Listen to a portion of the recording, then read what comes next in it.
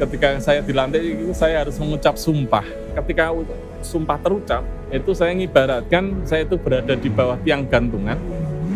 Ketika sumpah terucap, tali gantungan itu masuk ke leher. Dan itu saya sandang dari tahun 2012 sampai tahun 2018. Nah, Agustus itu saya berkesempatan ngelepas itu. Akhir 2018 tangguh meneh kok piye jalan. Iku nara wong bodoh nak ora.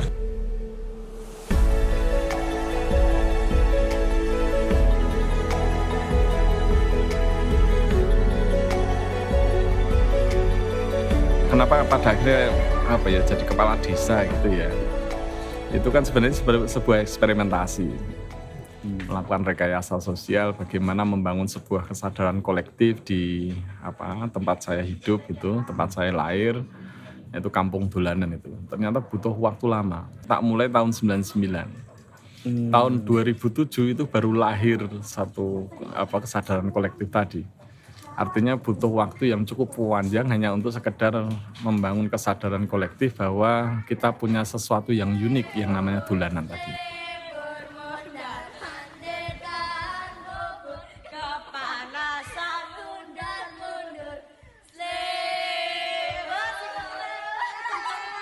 Tahun 2012 itu ada kesempatan untuk kemudian melakukan eksperimentasi, mendorong perubahan, transformasi sosial, tapi pendekatannya berbeda. Kalau yang Kampung Dolanan itu ya pendekatan kultural gitu kan, di luar jalur kekuasaan dan lain sebagainya. Tahun 2012 ketika ada kesempatan ini sekaligus ini tak niatkan untuk melakukan eksperimentasi, bagaimana kemudian transformasi sosial itu ketika didorong lewat jalur kekuasaan ternyata lebih cepat. Sehebat apapun kiai itu tidak kemudian bisa memaksa tetangganya untuk sholat gitu. Tapi kalau kemudian pemerintah yang kemudian memaksa harus pakai masker gitu, karena orang pakai masker dipentungi gitu, kalau pakai masker. Wong bisa menang ke kontestasi pemilihan kepala desa itu, ya setidaknya dia tidak punya track record buruk. Orang tahu nilep duit infak masjid misalnya kayak gitu kan, orang tahu nilep duit TRT dan setidaknya dia tidak punya catatan buruk. Itu satu. Yang kedua dari visi memang ya membangun imajinasi bersama, sing sekiranya yang ketangkep kira-kira nalare karo warga iki kira-kira ke arah yang pengen dituju semacam ini. Dari apa yang mereka anggap sebagai persoalan. Misalnya jaminan bahwa kita akan ngurusi lansia, jaminan bahwa kita akan ngurusi pendidikan anak. Sehingga yang kemudian kita lakukan adalah memperluas dimensi pelayanan publik. Jadi pelayanan publik itu tidak hanya pelayanan administrasi publik saja, tetapi juga menyangkut pelayanan barang dan jasa publik. Tahapan kedua adalah melakukan penyesuaian tata kelembagaan desa. Nah, untuk ngampu barang dan jasa pelayanan barang dan jasa publik itu tidak mungkin dibebankan kepada perangkat desa. Nah, dalam rangka untuk penyesuaian tata kelembagaan desa itu yang kita lakukan adalah memberdayakan lembaga-lembaga desa. Sekaligus dalam rangka untuk membuka ruang partisipasi.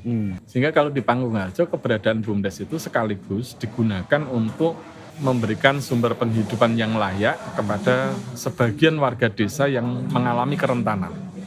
Kita itu di tahun 2012 itu PADes kita itu hanya sekitar 300-an juta rupiah. 2014 itu sampai 800. Tahun 2013 itu nasionalisasi aset. Jadi aset-aset yang dikelola oleh pihak ketiga yang tidak jelas negosiasi, dinegosiasi ulang. Sudah kita tarik asetnya, negosiasi ulang, akhirnya setiap tahunnya dari tanah itu ke sekarang itu menghasilkan kurang lebih sekitar 180-an juta rupiah. Tahun 2018 ketika kita menyusun RPJM desa, gitu, kita melakukan 20 kali seri diskusi untuk membahas 10 isu, 10 hal penting yang harus dilakukan oleh pemerintah desa. Terus kemudian kalau pendidikan kita ada asuransi pendidikan.